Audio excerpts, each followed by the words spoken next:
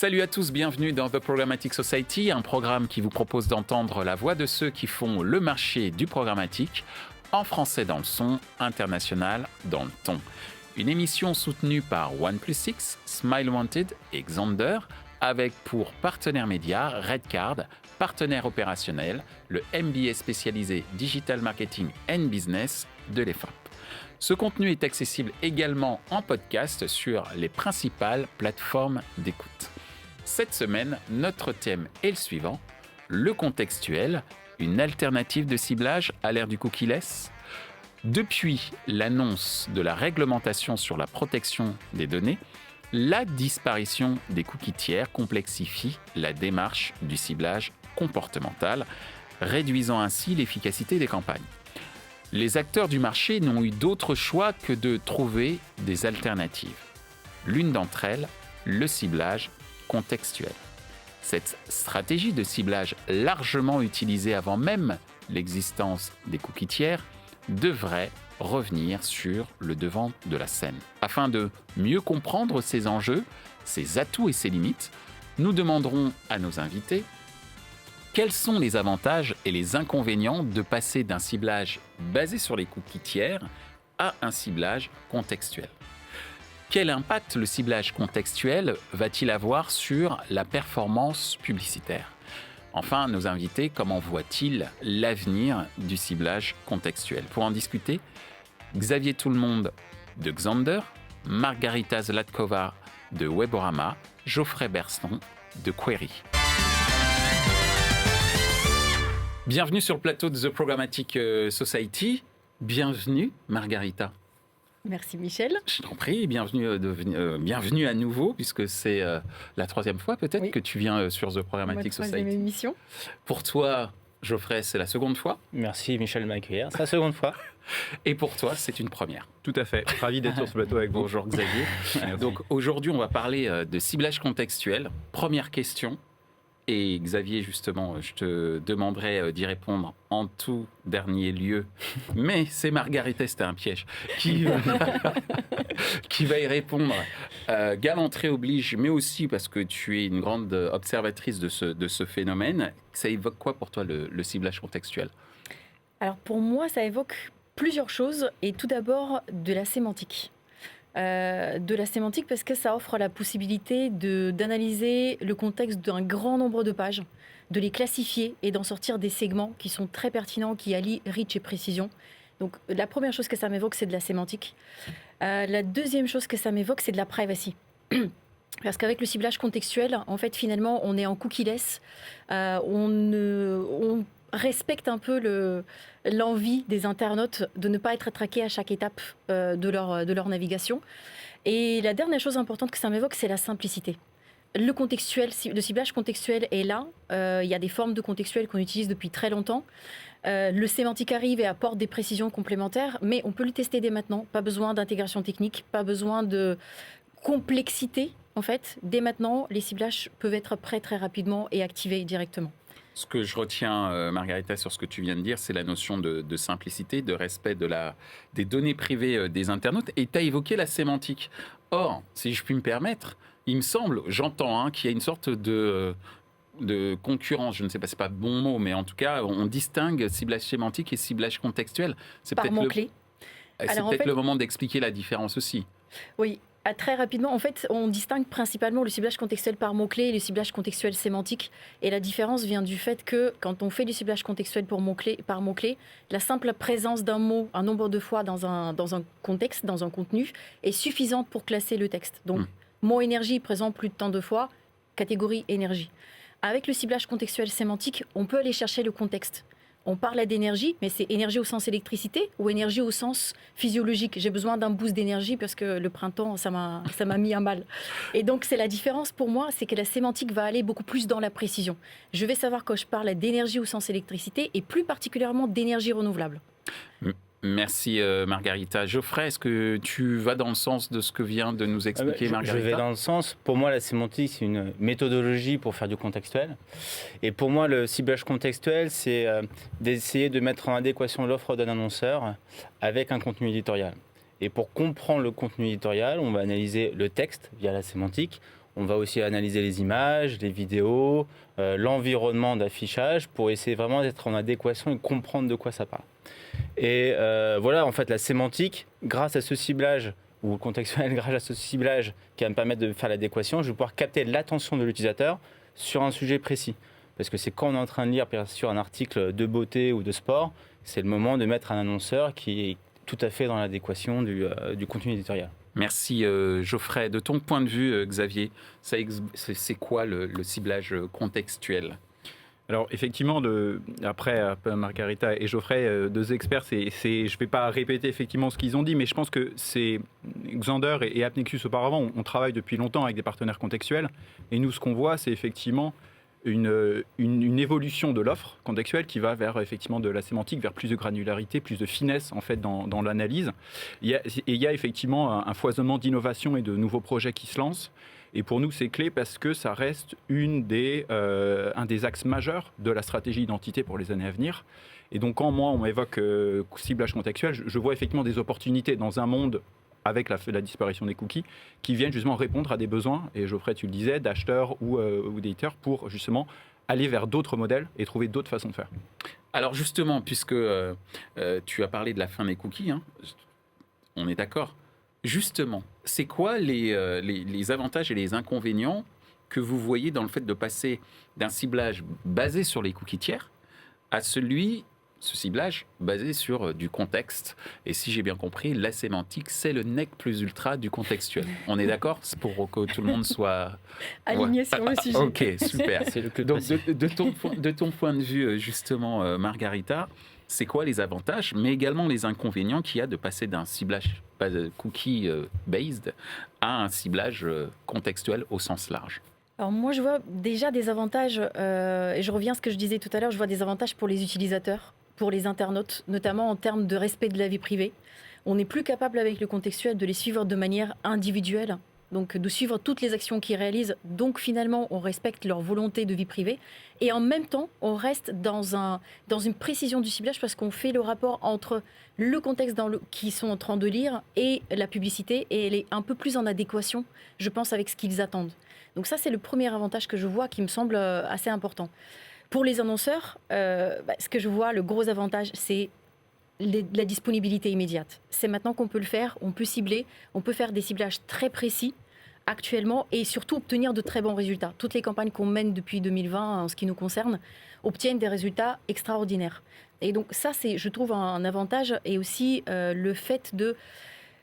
Et là, je reviens en contextuel sémantique, mais il permet justement d'allier du reach et de la précision, de ne plus s'arrêter au fait, je fais du contextuel un petit peu comme avant et j'ai beaucoup de reach, mais la précision est petite, ou j'ai petit reach et une grande précision. Maintenant, on a la capacité d'allier les deux et de faire des campagnes avec la même puissance qu'une campagne cookie. Alors, tu m'as donné les avantages et nous en sommes tous ravis. Ça serait quoi les inconvénients? Alors, moi, je ne parlerai pas d'inconvénients, je parlerai plutôt de challenge. D'accord. Pourquoi? Parce qu'en fait, tout ce qu'on peut considérer comme un inconvénient du contextuel, c'est en fait lié au cookie-less. C'est lié à la disparition des third-party cookies. Et ce n'est pas le contextuel en soi qui a tout seul ces challenges-là. C'est en fait tout l'écosystème lié à la disparition des third-party cookies. Et bon, ce qui est principal, c'est la mesure, bien sûr. Comment on mesure dans un monde sans cookies, vu qu'individuellement, on ne sait pas quelles actions effectuent les internautes. Comment on attribue, quel levier a apporté quoi. Comment on fait du capping de fréquence? Combien de fois j'expose le même utilisateur puisque je ne le connais pas? Je pense que ça, c'est des challenges qui vont... je pense on va être à peu près tous d'accord, qui mettent un petit peu notre créativité de nous tous les acteurs sur le marché à l'épreuve. On a besoin un peu de se réinventer, d'aider les marques et les éditeurs de retrouver de nouveaux KPI et de retrouver de nouvelles manières de mesurer. Merci Margarita. Alors Geoffrey, on a Margarita qui nous parle de challenge en termes de mesures notamment, d'un avantage certain, et elle réitère le fait que c'est le respect de la vie privée des utilisateurs. Et Margarita nous a également parlé de disponibilité immédiate. Est-ce que tu la rejoins? Est-ce que tu as des éléments complémentaires par rapport à ça? Bien. On se rejoint bien, j'ai plus rien à dire. Non, je rejoins... J'ai dit éléments complémentaires aussi. Je rejoins tout à fait ce que dit Margarita. Ce qui est bien, c'est qu'on va sortir du coup du cadre de l'utilisateur et on va pouvoir cibler autre chose. Et notamment quand on sort de son cadre d'utilisateur, tout en restant aussi sur l'intérêt instantané de l'utilisateur, ce qu'il est en train de regarder à un instant T. Donc ça, c'est très intéressant, puisqu'on garde quand même un contact par le contenu qui est en train d'être vu. Et comme on sort du cadre de la data utilisateur, on va pouvoir cibler aussi tout le monde, parce qu'on s'en fiche de qui est devant l'ordinateur. Ce qui nous intéresse, c'est ce qui est en train d'être lu. Donc on peut avoir une couverture de 100% des personnes. Au niveau des marques, c'est très bon aussi pour la rétention de la marque. On pourra peut-être en parler plus tard quand on parlera de performance. Et au niveau aussi des éditeurs, et ben en fait, c'est une manière aussi d'essayer de monétiser les inventaires publicitaires non consentis. Comme on n'a pas besoin de data utilisateur, on peut quand même cibler le contenu éditorial et proposer des publicités adaptées qui vont être rémunératrices pour l'éditeur et pour le contenu qu'il est en train de produire. Merci Geoffrey. Donc effectivement, un avantage certain aussi par rapport à cette perte des cookies tiers, qui est le fait de pouvoir même cibler des gens qui n'auraient pas forcément consenti, qui auraient dit tout refuser, hein, soyons clairs, dans leur CMP, les Consent Management Platform. Donc effectivement, ce n'est pas rien. De ton point de vue, justement, Xavier, c'est quoi les avantages et inconvénients dans le fait de passer d'un ciblage basé sur les cookies à un ciblage, cette fois-ci, centré sur le contextuel? Oui, là je rejoindrais ce qu'a dit Margarita au début, c'est les limitations ou les challenges, comme tu le disais, qu'on voit, sont effectivement liés à un changement de l'écosystème avec cette disparition programmée des cookies, plus que quelque chose d'intrinsèque au ciblage contextuel. Donc oui, frequency gapping ou les capacités de targeting, très clairement, de ciblage, vont changer. Et je pense qu'on va tous les partenaires de l'écosystème, on va devoir réfléchir à d'autres façons de faire, trouver d'autres manières de mesurer la performance, de suivre ces KPI. Après, je pense que les avantages, et Margarita et Geoffrey les ont bien listés, il y a effectivement le fait qu'on a à disposition maintenant quelque chose qui est consentless cookieless, et il y en a peu sur le marché qui, à l'heure actuelle, nous permettent d'avoir déjà ces deux choses disponibles maintenant en bundle, si je puis dire. Il y a effectivement cette question de la couverture du reach, puisqu'on va pouvoir cibler quelque chose qui, même quand sur un ciblage cookie, on était sur certains navigateurs, là, effectivement, on est quand même beaucoup plus large. On a une base qui est bien plus large que ce qu'on pouvait faire avant. Et il y a effectivement cette capacité de la pertinence, du respect du brand safe, avec toutes ces analyses plus fines sur la sémantique. Et nous, c'est quelque chose qu'on voit avec les différents partenaires qui travaillent sur la plateforme Xandr, nous, on le recommande, c'est à l'heure actuelle du plug and play. C'est quelque chose qu'ils peuvent faire dès maintenant, de façon extrêmement simple, qui ne change en rien leurs habitudes de ciblage ou de création de campagne. Donc il y a des avantages, il y a des challenges, mais je pense que c'est des challenges auxquels tout un chacun, on va être obligé de réfléchir et de se mettre autour de la table pour essayer d'y trouver des réponses les plus adaptées. Alors, je note ce fameux bundle. Ouais. Parce que je cherche des punchlines. Consentless, cookieless, vive le contexte, en fait. Si je dois résumer, c'est un peu ça, vive le contextuel, entre guillemets, qui répond à cette problématique. Et puis également passer le cap également de certains navigateurs qui refusent les cookies, etc. Mais on en revient à cette notion de cookie-less. Donc je te remercie beaucoup, Xavier. Je pense que c'est effectivement de plus en plus clair pour ceux qui nous regardent. Je vais reprendre un terme que tu as utilisé, Margarita, tout à l'heure. Tu as dit « on assiste à des résultats exceptionnels ». Eh ben justement, tu m'as pris au mot. Je te prends au mot de suite, puisque c'est notre troisième question, c'est quoi l'impact du ciblage contextuel dans la performance publicitaire? De ce que tu as pu remarquer, si tu as des exemples de campagnes avec des résultats, on est preneur. On mène des campagnes en France, en tout cas, à l'étranger depuis un petit peu plus longtemps, mais en France depuis 2020. Toutes les campagnes ont des résultats assez intéressants et je pense qu'on a eu la chance de tester un peu toutes les typologies d'industrie en termes d'annonceurs et tous les KPI possibles et imaginables. Et les résultats qu'on obtient, alors je vais donner quelques exemples parce que je pense que c'est intéressant en termes de résultats de faire des comparaisons. C'est parce que Geoffrey pourra compléter avec des choses de son côté. En fait, nous, ce qu'on observe, c'est de très bons résultats en termes de visibilité, pour commencer. Donc pour tout ce qui est campagne de branding, on observe des visibilités qui peuvent aller jusqu'à plus 10, plus 15%, voire en-delà de ce qu'on fait en termes de cookies à ciblage équivalent. En fait, en général, on lance des campagnes qui ont les mêmes segments en cookies et en cookieless avec la même campagne ISO en fait, en termes de setup et en termes d'optimisation. Et en fait, on observe comment se comportent les deux. Donc ça, c'est le premier enseignement que moi je trouve assez intéressant. Donc ça veut dire que la contextualisation a de l'influence sur la visibilité. La deuxième chose qu'on observe en termes de CTR, on est sur des CTR un tout petit peu plus élevés sur le display. Mais ce qui est plus intéressant, c'est qu'en CTR, native... tu peux nous rappeler le terme? Le taux de clic, On est exactement. d'accord. Les Belges, nos amis belges disent click-through, puisqu'ils sont nombreux à nous regarder aussi. J'étais partie sur de click-through aussi. rate, mais tu as hyper raison de la version française. On sait que The Programmatic Society, c'est en français dans le son et international dans le ton, donc on traduit. Donc en termes de taux de clic, exact. Effectivement, sur le display, on va être sur des choses assez similaires, un tout petit peu plus élevées. Par contre, sur le native advertising, qui est très contexte sensitive, qui est sensible au contexte, là on va observer des taux de clic qui vont grimper de plus 40, plus 60%. Ah oui, c'est pareil. C'est vraiment impressionnant sur ce qu'on observe. Et on va observer aussi que le mobile réagit beaucoup mieux au contextuel qu'est-ce qu'il fait en termes de desktop. Il y a des campagnes, notamment nos campagnes finance, les campagnes assurance qu'on fait, sont toujours des campagnes sur lesquelles on dépriorise le mobile. Parce que le taux de clic n'est pas bon, parce que le taux de conversion n'est pas bon. Or, sur le mobile, on voit l'inverse. On voit que le fait de contextualiser sur mobile, ça fait cliquer plus et ça fait également s'engager plus derrière. Et dernière info importante, je pense, en termes de coût d'acquisition, parce que ça, c'est ça qui va intéresser, je pense, les annonceurs qui travaillent à la performance. Ce qu'on observe, nous, sur toutes les campagnes qu'on a menées, c'est des coûts d'acquisition à moins 30, moins 40%, inférieurs aux objectifs clients, et à quelque chose près, voire un tout petit peu en dessous de ce qu'on a sur des campagnes cookies qu'on mène parfois depuis 3 ou 4 ans. Ça voudrait dire que le contextuel est plus fort que le cookie?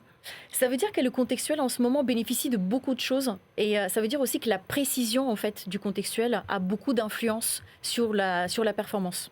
Parce que, effectivement, alors, il y a une chose qui est importante, et Xavier pourra en parler mieux que moi, mais on observe pour l'instant que les ciblages contextuels bénéficient de CPM un petit peu plus bas que les ciblages cookies.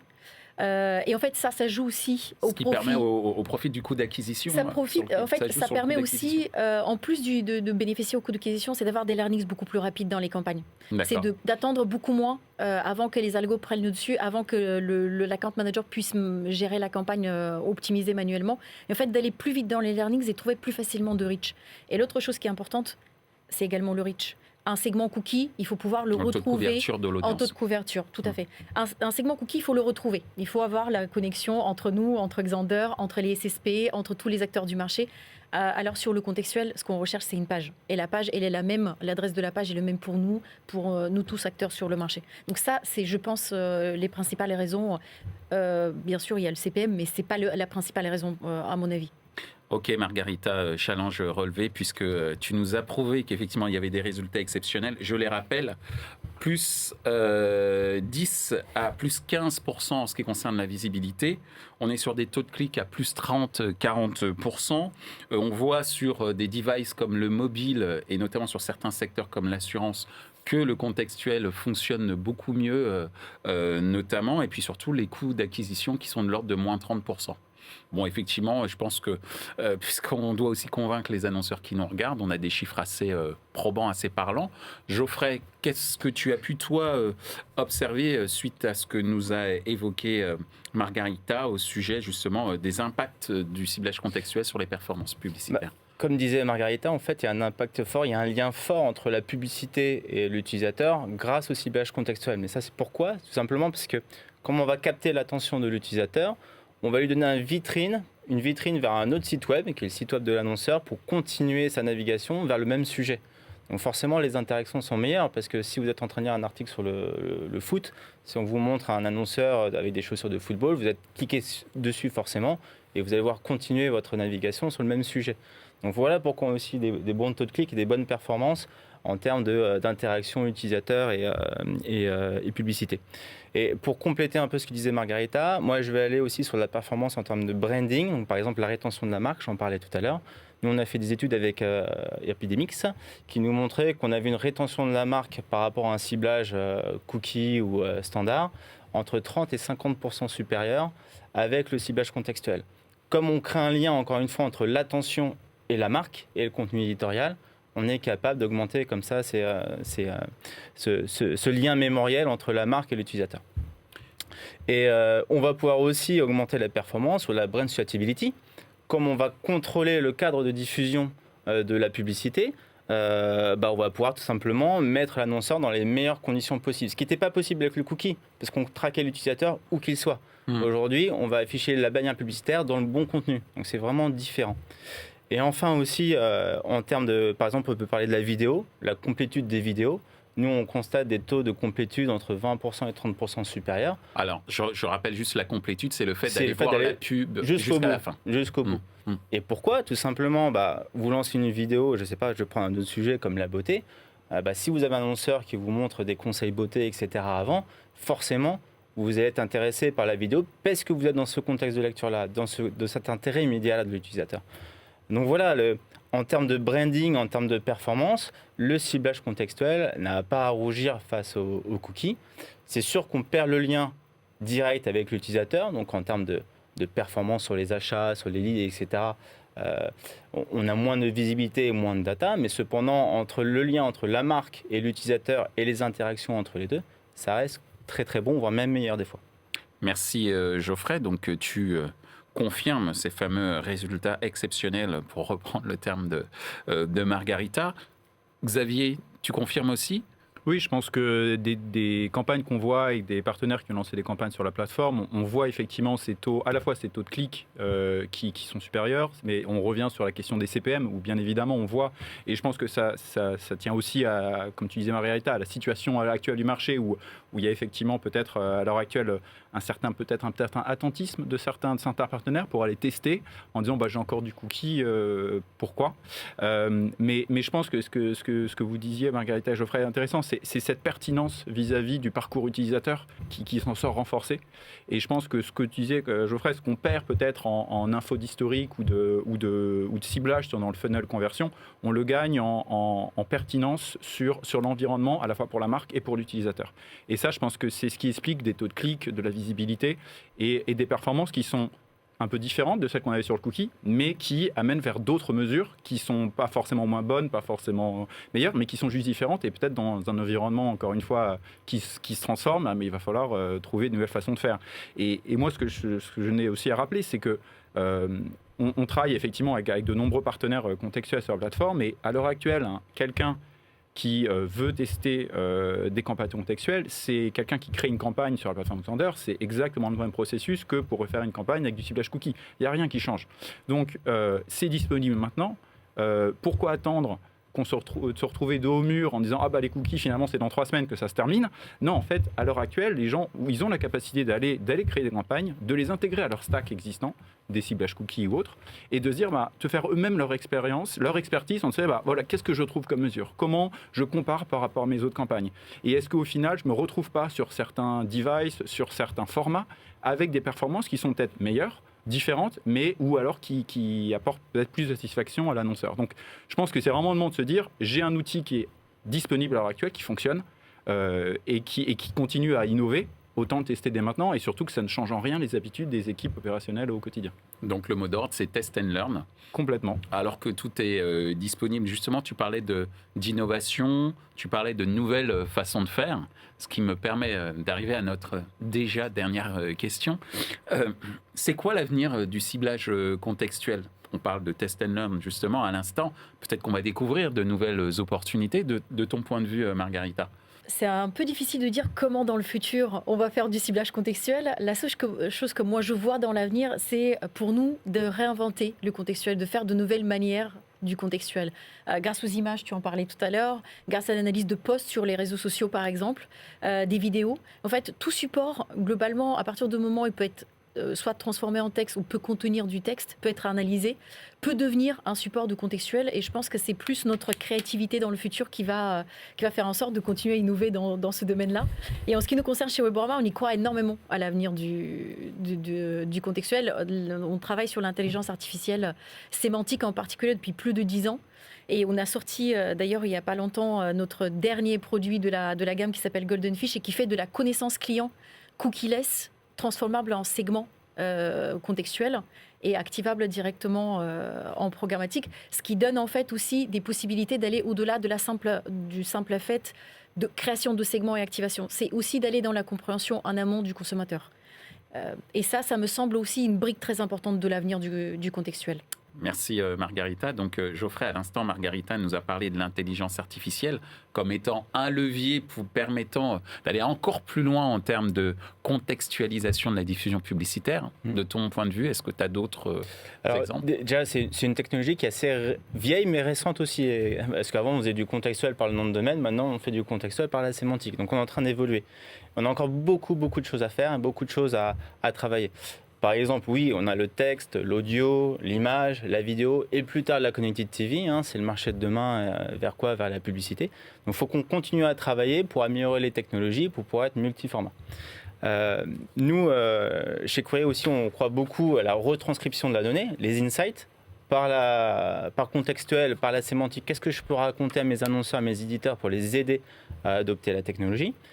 Et aussi, on croit beaucoup, non plus cette fois-ci pour sortir du contexte, donc non plus faire du ciblage de contexte éditorial, mais d'audience éditoriale. Donc, qu'est-ce que c'est ? C'est être capable, par le contenu, par le texte, par l'environnement contextuel de la page, de savoir, par exemple, la socio-démo qui est exposée. Est-ce que ça parle plutôt à des jeunes ? Est-ce que ça parle plutôt à des gens un peu plus âgés ? Est-ce que ça parle plutôt à des femmes, plutôt à des hommes ? Grâce à ça, on pourra faire du ciblage socio-démo et vraiment répondre, par exemple, à un brief d'un client qui vous demande de faire généralement du ciblage socio-démo. Donc voilà, je pense qu'il faut continuer à travailler. C'est encore très jeune. Il faut qu'on travaille sur la sémantique, sur l'intelligence artificielle et commencer à ouvrir des nouvelles voies par la sémantique et des nouvelles voies de ciblage. Merci Geoffrey. De ton point de vue, Xavier, le mot de la fin sera pour toi. C'est quoi l'avenir du ciblage contextuel ? Alors, je pense que sur les capacités en elles-mêmes, je pense que les experts du contextuel en parlent mieux que moi. Mais je pense que ce qu'il faut retenir, c'est qu'on a effectivement dans cet avenir, alors à court et moyen terme, on va dire, de changement de l'écosystème et des façons de faire, c'est un des axes majeurs en fait de réponse aux défis qui s'annoncent pour l'industrie. Et donc effectivement, il y a beaucoup de questionnements et c'est à raison sur qu'est-ce qui va être derrière Privacy Sandbox, les identifiants tiers, les first party des publishers. Il y a beaucoup de questionnements effectivement sur chacune de ces solutions. Le contextuel est une de ces solutions. Il n'y aura pas effectivement de solution miracle qui va venir nous résoudre un monde post-cookie. Tout d'un coup, ça y est, on peut refaire la même chose, on continue comme avant. Non, au contraire, et c'est ça qui est intéressant, c'est continuer à innover sur l'intelligence artificielle, sur de la sémantique approfondie, vers la Connected TV. C'est effectivement, je pense qu'il y aura besoin de transparence, de flexibilité et de contrôle. Et je pense que, pour moi, le contextuel, il répond à ces trois enjeux. Et donc, c'est pour ça que pour nous, chez Xandr, on considère que le contextuel a toute sa place dans les solutions qui vont, à mon avis, driver le marché dans les années à venir. Merci beaucoup, Xavier. Merci également, Margarita. Merci, Geoffrey.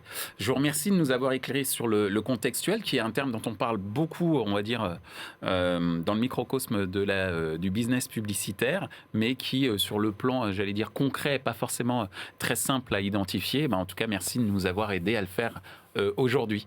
Merci beaucoup. Merci à toi, Michel. Merci beaucoup. Merci.